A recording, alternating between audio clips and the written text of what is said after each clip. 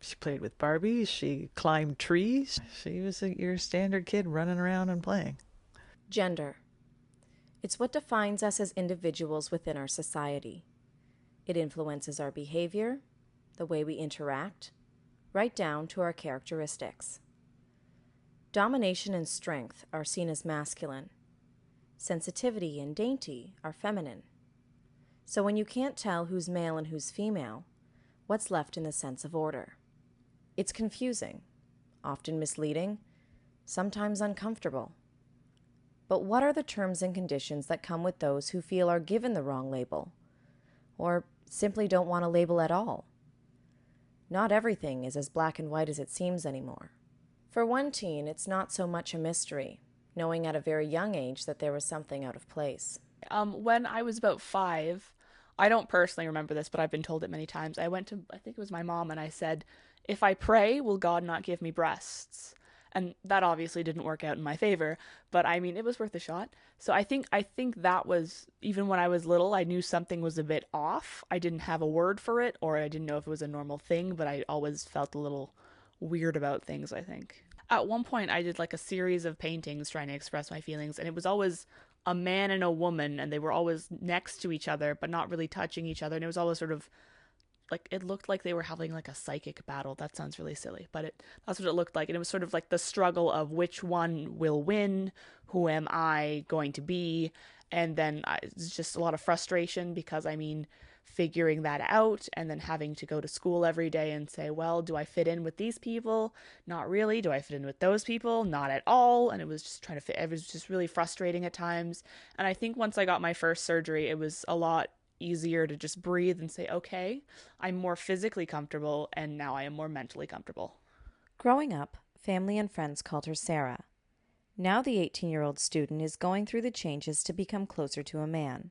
Having breast reduction surgery and saving up for further transitions, the simplest change starts with the name. What I'm planning to do is change my middle name to Steve, or I guess Steven in the full word, just so that I can use it legally. Like if I decide to go buy it in a workplace, I can legally have it on the documents that that is my name, and I can still keep my original name just so I don't confuse people who know that one. For something as simple as a name, it's a lot easier said than done, according to Mom. I've had 18 years of calling Sarah Sarah, so to for me to get in the mindset of changing to Steve sometimes, okay, most often it's not in my brain. Um, and then varying pronouns, he, she, and there, and it's all new to me. Although name change takes some getting used to, the idea of changing body type had always lingered in Stephen's mind. From his mother's standpoint, it was obvious something was not right, but trying to understand what it was challenging when communication was difficult. She was wearing men's underwear. She definitely had a lot of mood swings, so we knew there obviously something was bothering her. Trying to get her to talk about things was awkward, probably because she didn't know how to express herself. And definitely through her art and her poetry, things would come out. I know she described a painting or paintings that she did where it was a male and female, and the one I particularly remember, male and female curled up, and they looked like they were curled up in a heart shape together, except there was like a rip down through the middle.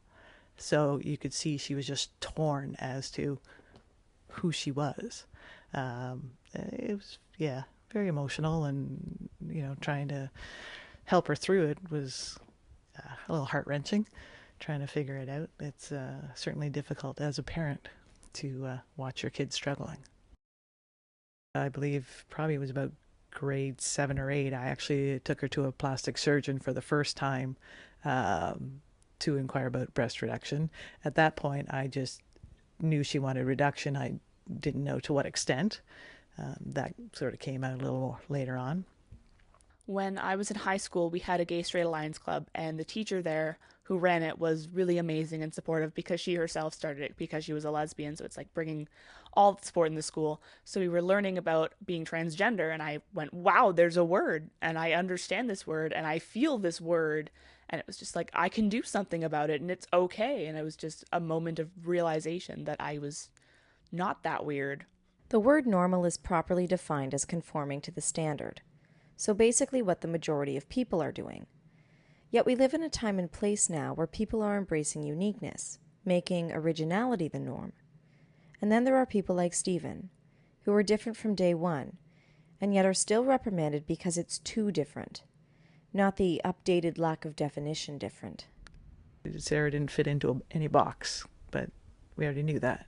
She's not a box. Dr. Sohila Pashang, a social worker that has a background in gender and sexual orientation studies, expresses the need for a strong support group when dealing with these changes. I know as they go through the process of even earlier stage of the process, they are connected to some community resources. But you know what, that's an isolated incident. Like, yes, they can feel safe while they're hanging out with other people who are going through the same process. But then you walk out of that room and you face real world, which is not kind. It is super, super sensitive, and that you must have more support system. Just one support group is not enough, because the transition of this process is few years. At the beginning, there's that happiness that eventually you're going to become who you want to become.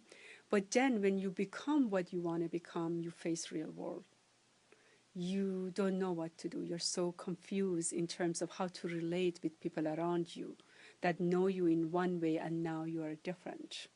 So I would say depend on individuals' needs, and socioeconomic class also plays a part. So the issue is very complex, and that's why we just can't unfold it just like that. Okay, now I'm a new person. You have to look at it much deeply. Generally, Sarah will fend for herself, so it's not as if I actually need to say anything. There is definitely protectiveness in there, and it's funny because I've seen her sister really come out swinging and making comments before, which is nice to see. Everybody sort of keeps on board and keeps an eye out. You're always protective of those you love. Lucky for Stephen, there is a strong group of people behind him, but the issue is whether someone so young is mature enough to make that serious of a decision. Would know that from very, very young age, because we are socialized as girls to play with dolls and as boys to play with car. And that socialization is actually so strong, and that is gender role. And the one who is in a wrong body, or this is the word that is used, but is not even a politically correct term, they know it from very young age. I would say from 1 year, 2 years, they know. They very much feel it. And that's why the depression, and you're different. You talk to your playmates and your interest is different. And then you want to socialize with the other opposite group, and then you're not allowed. So the complexity of the issue is felt from a very young age. Well, when I was little, no offense to my mother, but she doesn't really, she's not that great at picking out her own clothes.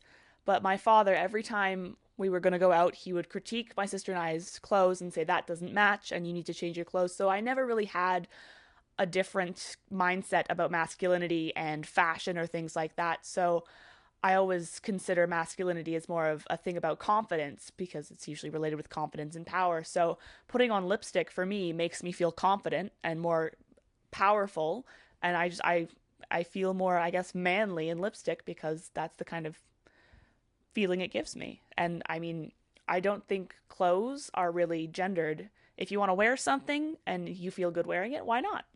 I think the main thing is that people think it's a choice. They'll say, oh, you want to become a girl or a boy. And the problem is, when people would always say that to me, I would say, no, I want to be a girl, but I can't because I'm not. We are all different. Whether you're trans, gay, straight, bi, rich, poor, black, white, we're all unique. All of us have our own story, our own message, our own voice. Gender transition is not the only, or even necessarily the defining part of every trans person's life. There is more to someone than what meets the eye, and that's the beauty of it all. A person should not be defined by the clothes they wear or the car they drive. You learn to love a person for who they are and what they represent, regardless of race, regardless of status, regardless of gender. She's my kid, and doesn't matter. You love your kid for who they are.